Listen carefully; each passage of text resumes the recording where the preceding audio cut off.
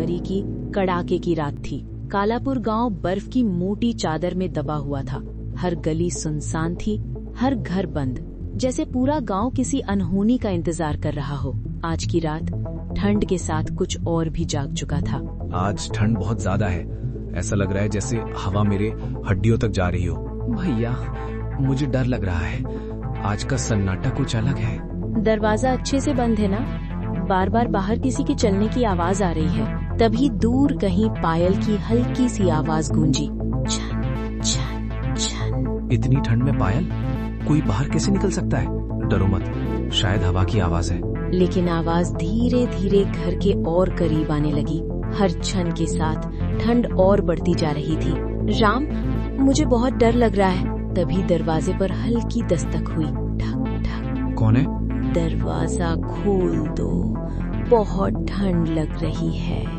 आवाज किसी इंसान की नहीं थी, उसमें ठंड और गुस्से की गर्मी झलक रही थी। भैया, ये आवाज सही नहीं लग रही। तुम कौन हो?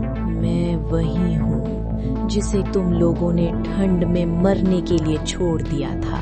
हवा अचानक तेज हो गई। खिड़कियां जोर जोर से हिलने लगी। अलाव की आग भी कम होने लगी। ये वही चुड़ैल है ना जिसकी कहानी दादी सुनाती थी? भगवान का नाम लो, दरवाजा मत खोलना। चंद्रिका की हंसी पूरे घर में गूंजने लगी। उसकी हंसी हड्डियों तक उतर रही थी। जब मैं ठंड में कांप रही थी, तब किसी ने दरवाजा नहीं खोला। आज तुम वही अनुभव करोगे। घर की दीवारों पर बर्फ जमने लगी। ठंड अब सांसों के अंदर घुस चुकी थी। मेरे हाथ सुन्न हो रहे हैं, मुझे कुछ दिखाई नहीं दे रहा। हिम्मत रख, सब ठीक हो जाएगा। अचानक खिड़की के बाहर साया दिखाई दिया। राम, खिड़की! खिड़की के बाहर सफेद साड़ी में चंद्रिका खड़ी थी। उसके पैर जमीन को छू नहीं रहे थे। आंखें जल रही थी, होंठ नीले पड़ चुके थे। तुम कौन हो? मेरा नाम चंद्रिका है। तुम लोगों ने मुझे अशुभ कहा, गांव से निकाला और ठंड में मरने दिया। चंद्रिका की हंसी अब और तेज हो गई। हवा इतनी तेज थी कि दरवाजे और खिड़कियां अपने आप हिलने लगी। अब मेरी ठंड तुम्हारे घर तक पहुंचेगी और जो विरोध करेगा उसकी हड्डियां भी जम जाएंगी। हमें माफ कर दो, हमने कुछ नहीं किया। चंद्रिका ने धीरे धीरे घर के चारों ओर घूमना शुरू किया। दीवारों पर बर्फ जम रही थी। रात का अंधेरा घर में घुस चुका था। राम, उसने मेरे पैरों को छू लिया। मुझे बहुत दर्द हो रहा है। सबको कोने में बैठो, छत और दरवाजों से दूर रहो। चंद्रिका की हंसी अब बिल्कुल करीब थी। वो धीरे धीरे कमरे के बीचों बीच आई।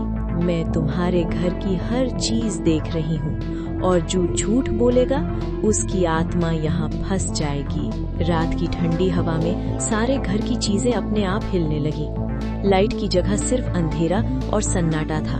भैया, मेरे हाथ और पैर अब बिल्कुल सुन्न हो गए हैं। मुझे हिलने डुलने नहीं दे रहा। बस अब सब शांत रहो, कुछ नहीं होगा। चंद्रिका अचानक गायब हो गई, लेकिन घर की हवा अब भी जम रही थी।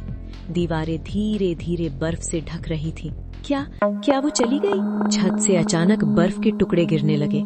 दरवाजे अपने आप खुलने लगे। हवा ने पूरा घर हिला दिया।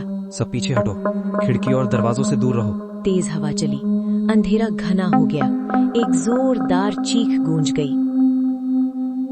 सुबह जब गांव वाले पहुंचे, राम का घर खुला पड़ा था। अंदर सब कुछ बर्फ में जमी हालत में था।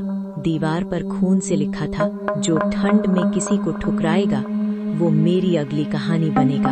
उस दिन के बाद कालापुर में कोई भी ठंड में किसी को अकेला नहीं छोड़ता, क्योंकि चंद्रिका अब भी ठंड के साथ घूमती है।